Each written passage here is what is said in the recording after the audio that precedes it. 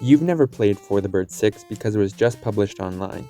Yes, in 2021, new Nintendo Entertainment System games are still being made, and I'm not the only one who makes them. In fact, For the Bird 6 is my first, sometimes glitchy, corner-cutting mess of an NES game that certainly wouldn't have received Nintendo's seal of approval back in the day.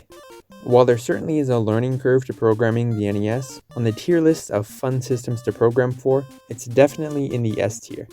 So let's talk about how people create new games for the NES.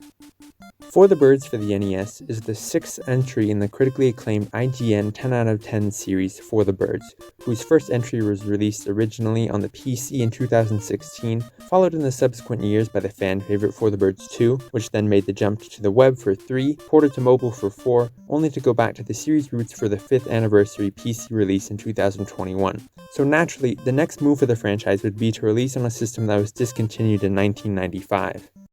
The NES, which uses an MOS technology 6502 microprocessor, can be programmed using more or less standard 6502 assembly, meaning that the same language that I used in my last video, where I was programming the Apple II, can also be used here.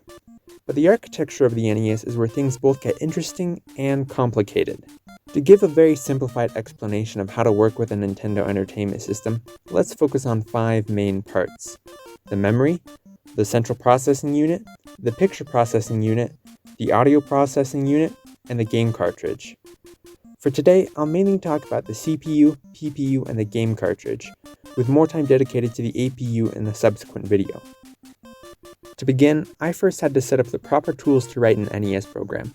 I'm using an assembler called CC65 to assemble my code and then process the resulting object file into an NES file, which can then be run on any basic NES emulator.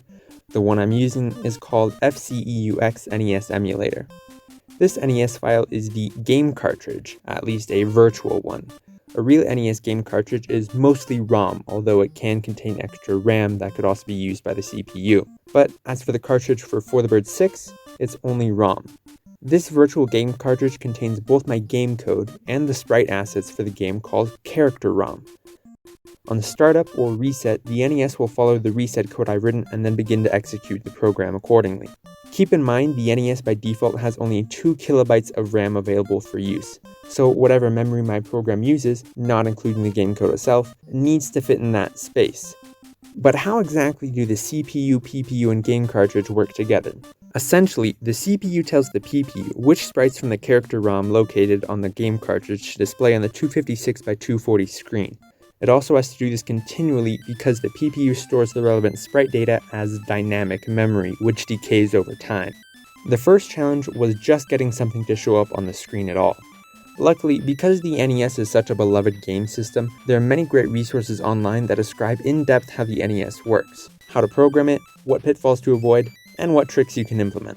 I'll link some of those resources down below so that you can check them out if you're interested. In the NES, there are 2 different kinds of sprites: normal sprites and background sprites. Both of these can have up to 4 colors, but we deal with these programmatically very differently. But since these sprites are only 8x8 pixels, in order to show larger images, multiple sprites have to be combined. For example, in my favorite NES game, The Legend of Zelda, Link is made up of 4 sprites, which are usually drawn with these 3 colors here, with 1 color being reserved for background.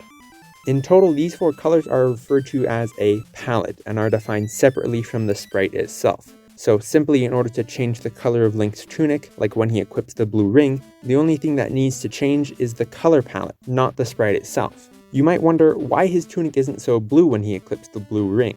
Well, that might just be because there are already lots of other blue things in the game already. But the PPU was only capable of producing 64 colors, with the asterisk here being that about 10 of those colors are black, and some of those grays are suspiciously similar. These available colors can be used to define 4 different sprite palettes and 4 different background sprite palettes, each with 4 colors, which will be used later when we define our sprites. I then had to convert the artwork from the previous For the Birds games into the NES sprite format, which was easy enough using a tool called YYCHR. A few graphics, like the bird, transferred very well over to the NES, having only minimal changes. Some graphics, like the missiles, needed to be shrunk a little to fit into the correct size, and others, like the power-up, whose design I didn't even like very much, didn't fit well with the system, and so I changed it to something universally loved: donuts. Nothing beats a jelly-filled donut. Keep in mind that all these sprites also needed to fit into the aforementioned 4 sprite color palettes that I had already created. So some of these colors had to change in order to not only reduce the number of colors, but also to not interfere with a background color. In order for the PPU to display the sprites I want, I have to define 4 bytes in memory per sprite, 1 being the Y coordinate, 2 the sprite number, 3 the sprite attributes, and 4 the X coordinate. The interesting part here being the middle 2 bytes. The sprite number is easy enough to understand. It's the number sprite, which it is in the character ROM. The sprite attribute, through the flipping of bits, controls which of the 4 color palettes to use, whether it has priority over the background or not, and whether it's flipped horizontally or vertically. So if I want to put sprite 9 at 180 using palette 0, I would pass the following bytes to the PPU. But the PPU actually controls a whole 256 bytes of sprite data, meaning that in total the NES can handle 64 sprites, not counting background sprites. So to add the bird, I use 10 sprites. A regular missile, that's 5 more, and so on with the rest of the projectiles in the game. Here you can see I've added more sprites to see how things in the game will look, and oh, why are they disappearing as I fly by? The NES can only handle up to 8 sprites per horizontal line, and since here we exceed that limit, you can't see the rest. But there is a simple solution to that problem: flicker. If you change the order in which sprites are displayed so that the ones you couldn't see before are shown first and then keep switching this order back and forth, you are able to see more than 8 sprites at a time. Because some of them are turning on and off so fast, it creates this flicker effect you see so often in these old games. In my game, I also made it so that I only changed the order of the non-bird sprites, so that the bird always remains solid, while only the projectile sprites will flicker. Even though I had the sprites ready to go, there was still a lot more work I had to do to get a functioning game. One part I skipped over before was controller input. The controller inputs are actually able to be read directly by the CPU by checking a certain memory address. Since there are only 8 buttons on the controller, each button toggles 1 bit on the controller's byte. I can then check which buttons are pressed and then execute actions accordingly.